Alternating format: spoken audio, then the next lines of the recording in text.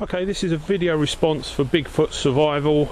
Make fire by using a old-fashioned system. I'm going to try and use a steel and a flint. So dragged out my 72-hour bag, going to get my Gerber saw, my Gerber steadfast with the carbon blade out, and I've got some flint to hand. I've made some char cloth previously, so I'm going to try and get a spark that way in a dry sort of grass bundle, and then into the fire pit, see if we can make a fire. I've got to prepare this little bit of wood, chop it down for you. Got to make a base for the fire to get the flame off of the damp ground.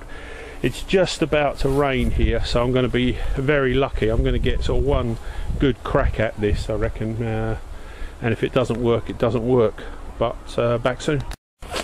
Okay, open my bag up, got my Gerber saw out, just zip some wood down, and there's my high carbon Gerber knife. In truth, I'm not going to use that knife to strike the flint. I'm going to use an old file, purely because I don't want to damage that knife, just for a demo. But there's my fire pit.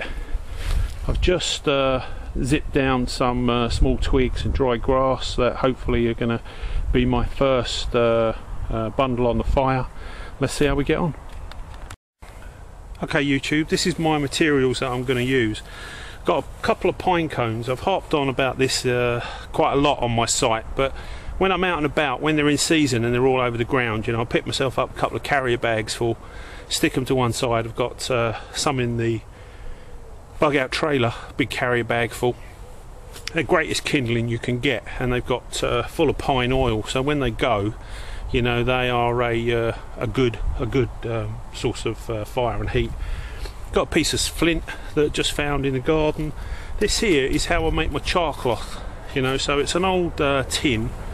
What I do is I use a piece of tin foil with a hole in it. Now what I do is I dig a hole, I put the tin in the hole, fill the earth around it, put the lid on, small hole in the top of the char cloth, cover it up with earth, light the fire on top. So in effect I've got an oven, and in there I put a piece of cotton or old material.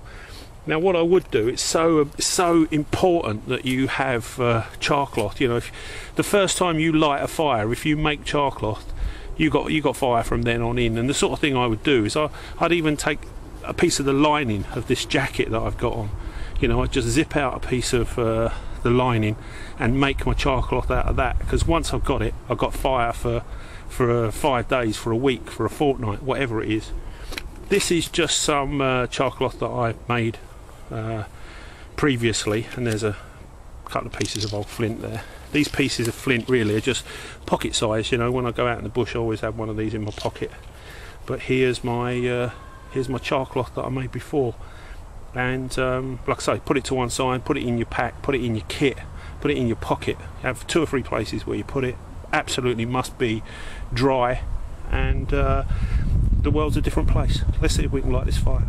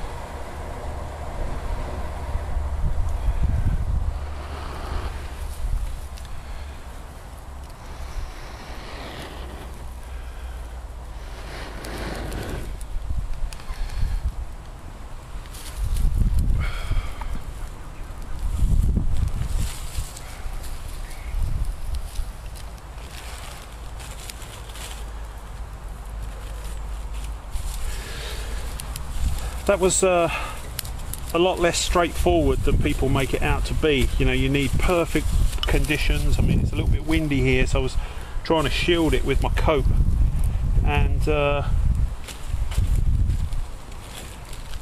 getting the char cloth in exactly the right position with regards to the flint. You know, there's definitely a knack to that, but hopefully we could turn this into a fire.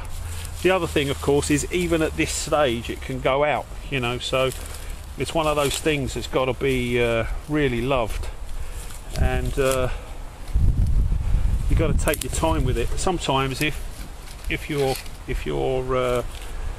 grass nest is anything less than absolutely dry, you know, if the wood that you've got to hand is the slightest bit green, you know, there's 50 reasons why it wouldn't work. But that's my entry into your competition, Bigfoot Survival. That's my fire with a piece of carbon steel and a flint. Obviously you've got to have your char cloth, and don't forget the old pine cones. They're the best kindling you can get. Cheers YouTube, bye for now.